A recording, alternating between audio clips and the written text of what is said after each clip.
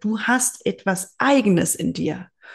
Und das in die Welt zu bringen, ist viel, viel wertvoller, als irgendetwas zu wollen, was irgendein Mann in dieser Gesellschaft hat. Moderner Feminismus schadet vor allem uns Frauen. Ich habe mich in den letzten Wochen intensiv mit dem Thema Geschlechterkampf, Gendern und was es noch so alles gibt in diesem Universum und vor allem in den deutschen Medien beschäftigt.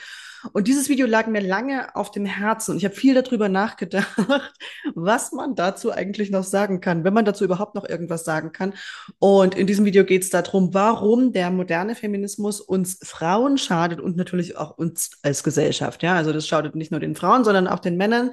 Es gibt nämlich eine Tatsache tatsächlich und die ist, Gleichberechtigung ist schon längst da, auch wenn viele Frauen das nicht gerne hören mögen, aber die Gleichberechtigung ist bereits da. Du hast die gleichen Rechte, du hast aber, wenn du das Gleiche erreichen willst, natürlich auch die gleichen Pflichten. So, wenn du jemand bist, die Schwierigkeiten mit Männern hat in der Gesellschaft, wenn du jemand bist, die Schwierigkeiten damit hat, sich gleichberechtigt zu fühlen, das ist nochmal ein Unterschied, und oder die gleichen Dinge zu erreichen wie irgendein Mann, dann ist dieses Video für dich. Du wirst hier lernen, warum das überhaupt nicht erstrebenswert ist und warum es überhaupt gar nicht darum geht, irgendetwas zu haben, was Männer in dieser Gesellschaft haben, denn das schadet uns Frauen tatsächlich sehr sogar. Ich habe eine Bitte an dich. Ich habe festgestellt, dass mehr als 70% der Leute, die regelmäßig hier Videos schauen, diesen Kanal nicht abonniert haben. Und ich würde mich sehr freuen, wenn du mir diesen kleinen Gefallen tun kannst und mir ein Abo des Kanals dalässt. Vielen Dank dafür. Es geht in diesem Video um Feminismus, also die Frauenbewegung. Es geht nicht um die Männerbewegung, ja? Also wir wollen hier nicht darüber sprechen, aber die Männer machen dies und jenes und deswegen muss ich das und das machen. Das ist eine Opferposition, die wir in diesem Rahmen hier mal nicht einnehmen wollen, sondern wir wollen uns darüber unterhalten, was machen wir Frauen? Ja, also was tun wir, was denken wir, was fühlen wir, wie sind wir verkabelt und wie sind wir programmiert zu glauben, dass uns irgendetwas abhanden gekommen ist, weil wir nicht etwas haben, was Männer haben. Ja, also diese Neiddebatte, die da natürlich auch mit bei aufkommt. Männer haben oder hätten etwas, was auf irgendeine Art und Weise besser, wertvoller oder erstrebenswerter ist, als Frauen das haben. Und dann stellt sich natürlich die Frage, warum ist das so? Und warum glauben wir als Frauen nicht etwas zu haben, was erstrebenswert und wertvoll ist? Die Meinung, das Verhalten und die Position einer Frau ist grundsätzlich vollkommen unabhängig von der eines Mannes und umgekehrt. Sie werden dann abhängig voneinander, wenn wir etwas gemeinsam gestalten wollen. Und es steht jedem Menschen frei, etwas zu erschaffen oder zu kreieren oder zu gestalten in diesem Leben, mit wem und was auch immer diese Person möchte. Das heißt, wenn du als Frau sagst, der soll sich aber anders verhalten, dann natürlich unter der Maßgabe, dass du etwas Bestimmtes kreieren und erschaffen möchtest.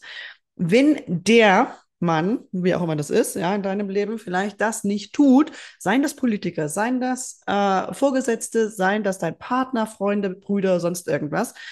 Wenn diese Menschen das nicht tun, dann liegt es daran, dass sie etwas anderes erschaffen und kreieren wollen. Das heißt, du wirst losgehen müssen und dir Menschen suchen müssen, die das Gleiche kreieren wollen wie du. Wenn du das nicht tust, sondern weiter an den anderen rumnörgelst, dann bist du natürlich in einer Position, die nicht so erstrebenswert ist. Alles beginnt mit dem Selbst. Also das heißt, das Bild von Männern, was du hast in deinem Leben, beginnt in dir. Das beginnt mit der Brille, die du auf die Männlichkeit, die du auf Männer in dieser Welt aufsetzt. Und das beginnt natürlich auch alles mit der Selbsterkenntnis. Das heißt, wenn du feststellst, das ist die Art und Weise, wie ich Männer sehe.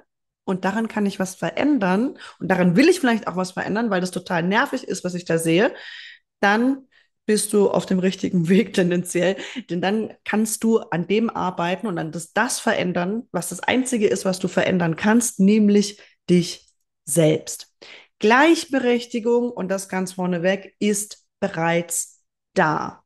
Wir haben Gleichberechtigung, zumindest in Europa, in Deutschland, in der westlichen Welt sind wir gleichberechtigt. Gleichberechtigung bedeutet aber auch, dass wir die gleichen Pflichten haben. Frauen haben in Europa die gleichen Rechte und Pflichten wie Männer.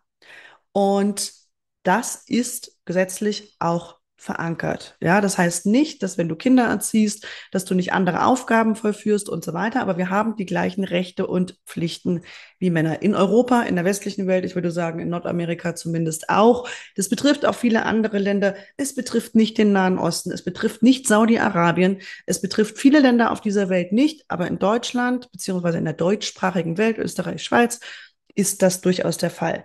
Was viele Frauen unter Gleichberechtigung aber verstehen, ist es, wie ein Mann zu leben.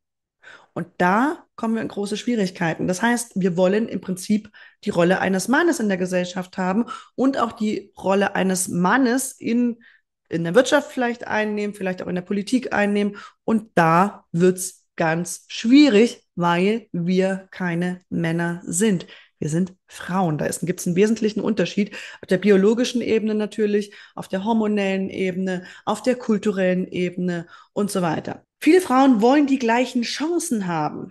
Und das ist natürlich auch ein Argument, was du für Feminismus anbringen kannst, was du für die Frauenbewegung anbringen kannst. Aber das ist bereits der Fall. Du hast die gleichen Chancen.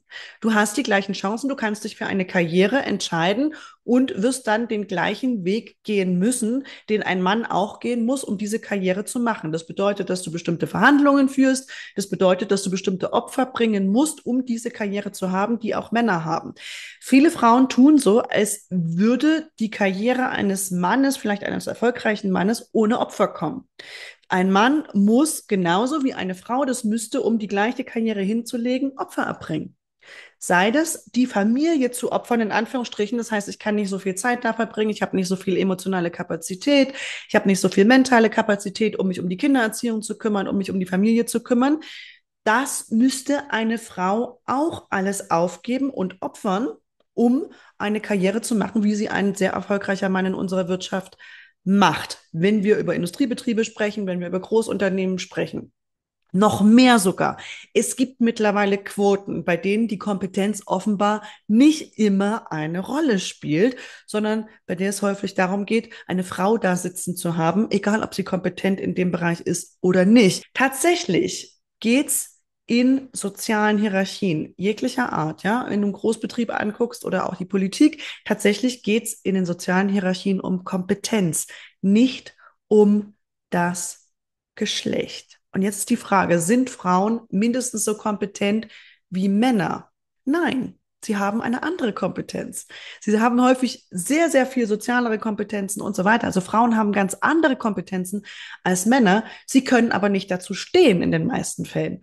Kompetenz wird nicht von der unteren Hierarchieebene bestimmt, sondern von denen, die die Werte für die Hierarchie festlegen. Also von denen, die oben sind und sagen, das ist die Vision, die ich habe, da soll es hingehen. Das sind die Werte, die wir in unserer Gesellschaft, sei das in einem Unternehmen oder sei das in der Politik, leben wollen und die wir verwirklichen wollen. Das Ganze nennt man Wertschöpfung. Wertschöpfung im Unternehmen und auch in der Politik bedeutet, die oberste Ebene legt fest, was die Werte für eine bestimmte Organisation sind, die geschöpft werden sollen, die kreiert werden sollen. Und da ist es völlig egal, was die Putzfrau sagt oder was die Sachbearbeiterin dazu sagt, sondern es geht darum, die ganze Organisation in Richtung dieser Werte auszurichten. So, und wenn du als Frau die Werte einer männlich geprägten Hierarchien vertreten kannst, also eines Unternehmens, was überwiegend vielleicht von Männern geführt wird, wenn du die Werte in diesem Unternehmen vertreten kannst, wie auch immer das aussieht, ja, dann kannst du in dieser Hierarchie auch alles haben. Frauen können das. Das kostet, das hat einen Preis. Dafür wirst du bestimmte Dinge in deinem Leben hinten runterfallen lassen müssen, damit du das erreichen kannst. Und es ist eines der Illusionen oder eine der Illusionen, die wir mitgekriegt haben, auch durch die Feminismusbewegung in den letzten 30 oder 40 Jahren, dass es alles gleichzeitig gäbe. Das Problem ist, die meisten Frauen sind vor allem dagegen. Sie sind aufgrund von inneren Verletzungen durch ihren Vater, durch die Historie, durch Kollektiv und so weiter, sie sind vor allem dagegen. Sie sind nicht willens und sind nicht in der Lage, sich dieses Wertesystems, in dem sie vielleicht Karriere machen wollen, anzupassen, beziehungsweise ihre eigenen Werte zu kreieren und zu vertreten. Also das ist die Frage, die sich der Feminismus und natürlich auch die Frauenbewegung stellen muss. Wo sind die eigenen Werte? Wo ist die Definition der eigenen Werte? Und wenn ich das weiß, dann kann ich anfangen, diese Werte zu schöpfen, also zu kreieren. Und es kann bedeuten, selbstverständlich, dass ich ein eigenes Unternehmen gründen muss als Frau, wo ich diese Werte auch leben kann. Wenn du sagst, ich will Karriere und Familie in Einklang haben, dann wirst du vielleicht ein Unternehmen gründen müssen, das genau das auch macht. Es gibt Frauen, die machen das. Dann musst du auch beides machen. Also das heißt, dich um die Familie kümmern, aber natürlich auch um die Karriere gleichzeitig. Es kostet extrem viel Energie, die viele Frauen weder bereit sind noch auch in der Lage sind aufzubringen. Und es gilt natürlich, wenn es um Gleichberechtigung geht, auch für den Vater. Nein, es gibt keine Fairness in diesem Ganzen. Und ich sage nicht, dass es da nicht Strukturen in unserer Gesellschaft gibt, die sich vielleicht verändern müssten, die nicht freundlich der Mutter gegenüber sind. Aber das ist ja zum Beispiel auch etwas, was der Feminismus uns versucht auszureden, dass das Mutterdasein irgendeinen Wert hat und dass unsere Kultur vielleicht sich dahingehend verändern sollte, das Mutterdasein viel mehr wertzuschätzen. Dafür muss eine Mutter eintreten, wenn sie das denn tut. Also der Wert des Mutterdaseins ist in unserer Gesellschaft definitiv noch nicht da angekommen, wo er eigentlich hingehört. Ja, weil das ist das Ultimative, wofür wir das ganze Wirtschaften überhaupt machen, ist, damit das Ganze hier weitergeht, damit wir versorgt sind, damit wir was zu essen haben, damit wir ein Zuhause haben und so weiter. Und die Mutter und die Frau, die Kinder in die Welt setzt, ist natürlich das ultimative Ziel. Ja, das ist die Fortpflanzung der Menschheit oder beziehungsweise ja das Fortbestehen der Menschheit. Also, wenn du Karriere machen willst, dann wirst du etwas dafür opfern müssen. Und häufig ist es natürlich insbesondere auch das Familienleben. Das gilt auch für Frauen. Das ist nicht nur etwas, was für Männer relevant ist. Karriere machen ist extrem anstrengend. Das kostet genauso wie Kindererziehung. Das kostet zu investieren in die eigene Karriere, sei das durch die eigene Persönlichkeitsentwicklung, sei das durch den Erwerb von Fachwissen, sei das über sich beweisen in der Rolle, in der man ist. Das funktioniert nur, wenn du bestimmte Werte kreieren kannst. Und das hat natürlich ganz viel mit Kompetenz zu tun und nicht mit dem eigenen Geschlecht. Alles hat einen Preis. Das ist traurig, aber das ist Realität. Die Frage ist, was willst und was kannst du als Frau beitragen? Und dafür braucht es natürlich ganz wesentlich Klarheit über deine eigenen Werte und dann auch die Akzeptanz, das bin ich. Ja, also wenn du sagen kannst, das bin ich, das sind meine Werte, das ist das, was ich vertreten kann, das ist was ich vertreten will und was ich in dieser Gesellschaft auch schöpfen will, dann sind wir beim Thema Wertschöpfung. Dagegen sein ist keine Wertschöpfung. Jammern und sich über die Männer beschweren ist kein Beitrag. Jammern und sich über die Strukturen beschweren, die andere geschaffen haben, in denen du lebst, ist kein Beitrag. Wenn du Strukturen verändern möchtest, dann musst du in die Politik gehen. Ansonsten ist das kein Beitrag. Auch nicht auf Social Media. Es bringt überhaupt nichts. Du kannst da noch so viel rumjammern, dass du als Frau vermeintlich nicht die gleichen Chancen hast. Das heißt, dass du nicht Verantwortung für das übernimmst, was du in die Welt bringen willst. Das heißt, du bist ein kleines Mädchen, was rumjammert. Mehr nicht. Was willst du, ist die Frage. Mach es. Nichts und niemand hält dich auf. Wirklich nicht. Es gibt Gleichberechtigung. Du hast die gleichen Chancen wie Männer. Du wirst aber genauso wie Männer dafür kämpfen müssen. Und nur weil Männer vielleicht nicht so viel rumjammern, insbesondere was das Internet angeht, und ich kann aber nicht und ich will nur die gleichen Chancen haben und so weiter, weil die das vielleicht nicht online tun oder weil die das nicht in der Öffentlichkeit tun, sondern weil sie suck it up, das Ganze runterschlucken und sagen, okay, ich bin ein Typ, ja, Indianer kennen keinen Schmerz, es geht raus und ich muss das machen, was ich machen muss, wofür ich hier bin, was ich hier für einen Platz habe, was ich erreichen will. Die kämpfen mehr dafür, als Frauen das tun. Und das heißt nicht, dass du nicht mit deinen Emotionen in Kontakt sein sollst oder dass du als Frau nicht emotional sein sollst. Das heißt nur, dass du keine Memme sein sollst, weil das funktioniert in der Regel nicht. Ja, also wenn du sagst, ich habe keine Kraft dafür, dann zack, einen Schritt zurück. Heilung ist das Stichwort an der Stelle. Wenn ich keine Kraft habe, dann muss ich zusehen, wie ich diese Kraft in mich reinbringe, damit ich diese Dinge nach draußen bringen kann. Das hat mit niemandem anders etwas zu tun als mit dir selbst. Wenn du keine Verantwortung für deine Kraft und für dein Leben übernehmen kannst, dann ist die einzige Person, die dafür verantwortlich ist letztendlich, bist du. Das Ganze hat auch eine gesundheitliche Dimension. Also das, was du da glaubst zu wollen, nämlich das Leben eines Mannes. Wenn du das Leben eines Mannes haben willst, dann wirst du verstärkt eine männliche Energie rausbringen wollen. Und da ganz, ganz vorsichtig sein. Wenn du als Frau deine eigene weibliche Power verleugnest, lehnst du dich selbst ab. Wenn du als Frau das Männliche in deinem Leben ablehnst, lehnst du auch dich selbst ab. Also du lehnst nie irgendetwas im Außen ab, sondern lediglich deine eigene Wahrnehmung und das, was dein Gehirn und was deine Wahrnehmung filtert. Nie irgendjemand anders. Das hat überhaupt nichts damit zu tun, was die Männer in deinem Leben machen. Du bist die Person, die das sieht, die das wahrnimmt und die sich wegdrehen kann und sagen kann, ich suche mir jetzt andere Männer in meinem Leben, die eine andere Energie haben. Männer sein oder Mann sein ist ein Spektrum.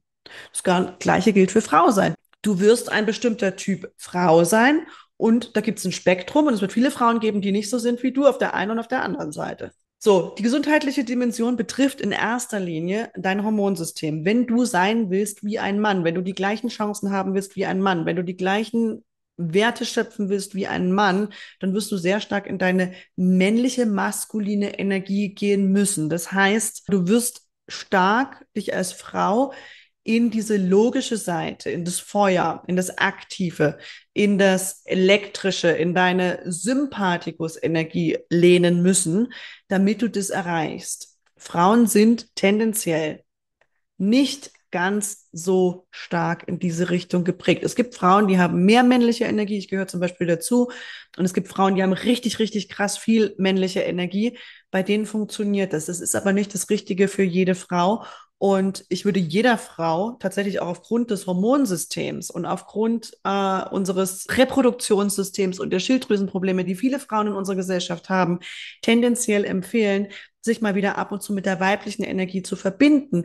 Die ist nämlich letztlich die Energie, die dir Antworten gibt. Und zwar die richtigen Antworten. Es geht nicht nur um das aktive Tun, Tun, Tun. Wenn wir als Frauen gesund bleiben wollen, dann brauchen wir auch eine Zuwendung zur weiblichen Energie. Das gilt für Männer ganz genauso übrigens, denn in der weiblichen Energie steckt natürlich unsere Intuition. Und unsere Intuition ist extrem wichtig, wenn es um Erfolg geht. Denn es gibt einen ganz individuellen Erfolg. Deine Definition von Erfolg hat nichts zu tun mit der Definition von Erfolg von irgendeiner anderen Person. Also mehr als Frau auch in diese Femininität und sich damit beschäftigen, was bedeutet es eigentlich, eine Frau zu sein. Das bedeutet erstmal, sich natürlich auch mit dem eigenen Körper zu beschäftigen und zu sagen, ich bin fein mit dem, was ich hier bekommen habe als Frau. So, und dann geht es natürlich um Entspannung, dann geht es um die Zirbeldrüse, ja, also das dritte Auge zu öffnen, Intuition, an der Intuition zu arbeiten und Dinge auch zu empfangen, sich mit dem Göttlichen zu verbinden. Dafür ist die Zirbeldrüse da, sich mit dem Göttlichen zu verbinden und die eigenen Emotionen auch zu erforschen. Das heißt nicht hysterisch zu sein, sondern das heißt einfach nur mit Emotionen und mit Energie arbeiten zu lernen. Und das ist das, was wir eigentlich tun. Frauen können das nochmal auf eine ganz andere Art und Weise. Wir haben ein anderes System dafür, als das für Männer der Fall ist. Und das Kunststück im Erfolg für Frauen, in welcher Hinsicht auch immer und was auch immer das in deinem Leben bedeuten mag, ist mit dieser Weiblichkeit, mit diesen Fähigkeiten, mit dieser Wahrnehmung, mit der Intuition, mit der Energie arbeiten zu können, ohne hart ranklotzen zu müssen, sondern durch Intuition dich führen und leiten zu lassen und Dinge in deinem Leben zu steuern. Und es braucht nicht unbedingt das, was Männer haben, sondern wir haben etwas Eigenes. Ja, wir haben etwas Eigenes, was uns als äh, weibliche Hälfte dieser Spezies, sage ich jetzt mal, was uns eigen ist, aufgrund unseres Körperbaus, aufgrund unserer Biologie, aufgrund unserer Gehirnstruktur, aufgrund unserer kulturellen Prägung, aufgrund und so weiter. Ja, also was die Evolution aus dem gemacht hat. Wir sind was Eigenes. Wir brauchen nicht den Erfolg, den Männer haben. Wir brauchen den Erfolg, den Frauen haben. Und da wird es schwierig, weil dann musst du Verantwortung übernehmen für etwas, was du vielleicht nicht vorgelebt bekommen hast. Erfolgreiche Frauen. Was bedeutet das? Was bedeutet das ganz konkret für dich? Und es ist wichtig, auch für deine Gesundheit ganz genau zu überprüfen, was von dem, was du möchtest in deinem Leben, kommt aus der gesellschaftlichen Prägung, dass das Einzige, was erfolgreich ist, ist ein Unternehmen zu führen mit so und so vielen Mitarbeitern, so und so viel Jahresumsatz zu machen, so und so viel Gewinn zu machen und so weiter. Und was davon ist wirklich das, was du möchtest? Was davon ist das, wo du auch einen wertvollen Beitrag als Frau leisten kannst in unserer Gesellschaft?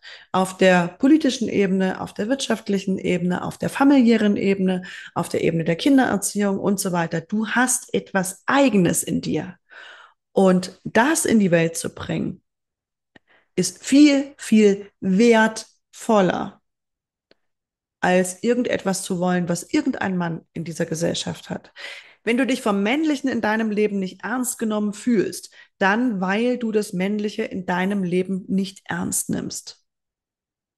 Und weil du das nicht aktiv gestaltest, weil du nicht sagst, ich will diese Form von Männlichkeit in meinem Leben haben. Der eine vielleicht braucht es ein bisschen emotionaler, der nächste sagt, ich will einen richtigen Typen haben, der mich beschützen kann. Und ganz ehrlich, die meisten Frauen wollen einen Typen haben, der sie beschützen kann. Ja, also welche Frau will das eigentlich nicht, aber der sie trotzdem ernst nimmt und so weiter. Also viele Frauen beschummeln sich, indem sie sagen, nein, ich möchte einen total emotionalen Mann. Also lass uns ehrlich sein, wollen die wenigsten Frauen, weil dann müssen sie ganz hart in ihrer männlichen Energie sein, in ihrer aktiven Energie, in ihrer beschützenden Energie. Und das ist nicht unbedingt das, was sich für Frauen wirklich gut anfühlt. Und ich spreche nicht für alle Frauen, da gibt's Spektren, ja.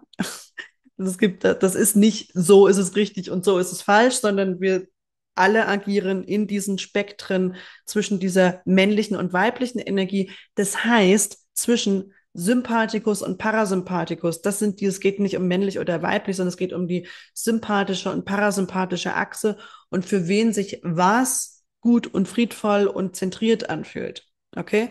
Das gilt natürlich auch umgekehrt. Das heißt, wenn du dich in deiner Weiblichkeit nicht ernst genommen fühlst, dann, weil du das Weibliche in deinem Leben ablehnst. Und dann kannst du natürlich gucken, was ist denn das genau? Okay? Eigene Werte festzulegen und sie zu schöpfen, das heißt, sie in deinem Leben zu erschaffen und auch zu leben, ist nicht so einfach. Und das ist genau der Grund, warum viele Frauen hingehen und sagen, die Männer aber und die Struktur aber und das System aber. Das ist nicht so einfach, das festzulegen, aber da liegt die Arbeit.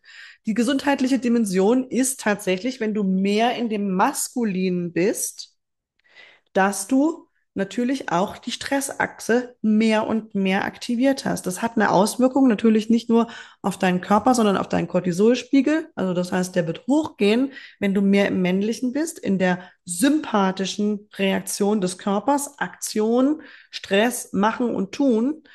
Und deine Sexualhormone werden reduziert. Das heißt, du wirst früher oder später, je nachdem, wie aktiv du in dieser männlichen Energie bist, wirst du früher oder später Schwierigkeiten bekommen mit deinem Östrogenspiegel, mit deinem Progesteronspiegel, mit deiner Schilddrüse und so weiter. Also das hängt alles zusammen.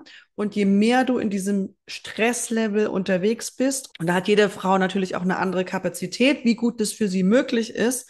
Aber die Tendenz ist, je älter wir werden, je mehr wir auch Richtung Wechseljahre gehen, die Fähigkeit, das zu tun und natürlich auch die Notwendigkeit irgendwie. Ja, so eine weise Frau, die hasselt wie eine 25-Jährige, die ist nicht so richtig glaubwürdig. Also je älter du wirst, desto ruhiger braucht's dein System natürlich auch und desto zentrierter solltest du sein. Also mehr wieder Richtung weibliche Energie gehen und deine Intuition zu schulen und sich auf deine Intuition auch zu verlassen und nicht nur im Außen zu hasseln, sondern auch nach innen zu schauen. Deinem Gehirn ist es vollkommen egal, ob du dich über die Männer da draußen aufregst oder über das System oder über dich selbst, weil letztlich regst du dich über dich selbst auf. Es geht um deine Beziehung zum Männlichen, beziehungsweise deine Beziehung zum Weiblichen. Und die beginnt in dir selber. Also was auch immer du da draußen siehst und über was auch immer du dich aufregst, was du glaubst, was dir schadet oder was dir nicht die Möglichkeiten gibt oder was dir nicht die Chancen gibt oder was dir nicht die Gerechtigkeit gibt. Ja, Fairness existiert nicht. Es geht hier in diesem Leben, auch wenn wir das in der westlichen Welt gar nicht so mitkriegen, es geht tatsächlich ums Überleben und das tun die, die am kompetentesten sind. Die in der Lage sind, die fähig sind, etwas zu machen. Energie folgt der Aufmerksamkeit, ganz egal, ob in Form von Zustimmung oder Ablehnung. So, das heißt, diese Dramasucht, die viele Frauen auch haben, die kannst du nur beenden, indem du sagst, die sind mir scheißegal. Ich mache mein eigenes Ding. Das Beste, was du für Frauen und Weiblichkeit tun kannst, ist die Aufmerksamkeit auf Einklang in dir selbst zu richten und etwas zu tun, was dich in Einklang bringt und was dir dabei hilft, deine Werte ins Leben zu bringen. Männlichkeit und Weiblichkeit ist ein Spektrum. Was fühlt sich für dich gut an? Fokussiere dich genau darauf und versuch eine gute Beziehung, eine wirklich gute Beziehung zum Männlichen in deinem Leben herzustellen. Das machst du, indem du dich als allererstes mit deiner Weiblichkeit beschäftigst und dann in deiner Weiblichkeit stark wirst. Das heißt, du wirst eine ganze Menge Männlichkeitswunden heilen müssen, sei das von deinem Vater oder sei das von deinem Lehrer oder sonst irgendwas. Starke Anziehung und starke Ablehnung ist immer ein Zeichen von Spaltung, nicht von Realitätsnähe. Das ist ein ganz wichtiger Satz. Starke Anziehung und starke Ablehnung ist ein Zeichen von Spaltung, nicht von Realitätsnähe. Das ist ein Zeichen dafür, dass du eine emotionale Verletzung in dir trägst, die dazu führt, dass du eine starke Anziehung erlebst oder auch eine starke Ablehnung erlebst. Ja, einen starken Magnetismus eigentlich. Also das sind tatsächlich deine weibliche Seite, die da arbeitet. Und es ist ein Zeichen von Spaltung, nicht von Realitätsnähe. Die Männer existieren genauso wenig wie die Frauen und die werden dir auch egal sein, weil du merkst, dass du verantwortlich bist für die Männer, die du in deinem Leben erlaubst und die du in deinem Leben hast. Es gibt nicht die Männer, es gibt auch nicht die Frauen. Wir zwei sind schon mal unterschiedlich, falls du eine Frau bist. Es ist deine Definition und es sind deine Grenzen. Du erlaubst bestimmte Menschen und bestimmte Energien in deinem Leben. Also nimm das, was dir nicht gefällt, wirf es ins Feuer, umarm deine eigene Natur. Das, was für dich wichtig ist, das, was deine Werte sind, übernimm Verantwortung für deine Werte und tu irgendetwas, was auch immer das bedeutet in deinem Leben, um Harmonie zu schaffen, um Einklang zu schaffen, um mit dem Männlichen im Friedlichen zusammenzuleben. Wir haben überhaupt nichts davon, absolut gar nichts, wenn wir diese Spaltung erlauben. Wir haben wirklich nichts davon, denn Kreation in dir und im Außen funktioniert nur, wenn wir diese beiden Aspekte unseres Daseins, der menschlichen Existenz, ja, wenn die in Harmonie zusammen sind, dann können wir gemeinsam erschaffen. Und nur dann. Also, was auch immer das für dich bedeutet, arbeite an dem Thema Harmonie mit dem Männlichen und das ist das, was du natürlich auch brauchst. Du wirst dafür Opfer bringen müssen. Du wirst dafür deine Wunden heilen müssen. Du wirst dafür deine eigenen Werte festlegen müssen und Verantwortung für dich und dein Leben übernehmen müssen, damit du die richtigen Menschen in deinem Leben anziehst. Aber so zu tun, als wären die Männer an irgendwas schuld, als wäre Gleichberechtigung nicht da, als wäre Chancengleichheit nicht da, da liegst du ganz definitiv, und das sage ich dir als Frau unter 4 Augen, da liegst du daneben. Das existiert nicht, das ist realitätsfern. Übernimm Verantwortung für deine Wunden und heil das Ganze. Und dann kannst du auch gut mit Männern zusammenarbeiten und du wirst feststellen, da draußen sind ganz tolle Männer, die tatsächlich auch genau das wollen, nämlich mit einer Frau zusammenzuarbeiten und mit ihr eine harmonische Beziehung zu führen, vielleicht auch eine harmonische Familie zu führen und so weiter. Und ich sage nicht, dass die Männer nichts zu tun haben, aber wir Frauen haben das ganz genauso. Wenn dir dieses Video gefallen hat, dann freue ich mich, wenn du mir ein Like da lässt. Hinterlass mir gerne auch einen Kommentar, wie du das Ganze siehst. Du kannst auf mich schimpfen, du kannst mich kritisieren, du kannst mir sagen, Nadja, du liegst vollkommen falsch. Mach das gerne. Also kommentiere gerne unter diesem Video, wie das für dich ist, wie du den modernen Feminismus siehst, vielleicht auch wie du die Männerbewegung siehst, falls das ein Thema in deinem Leben sein sollte. Und ja, lass uns daran teilhaben, wie das Ganze für dich ist. Ich freue mich sehr auf deinen Kommentar.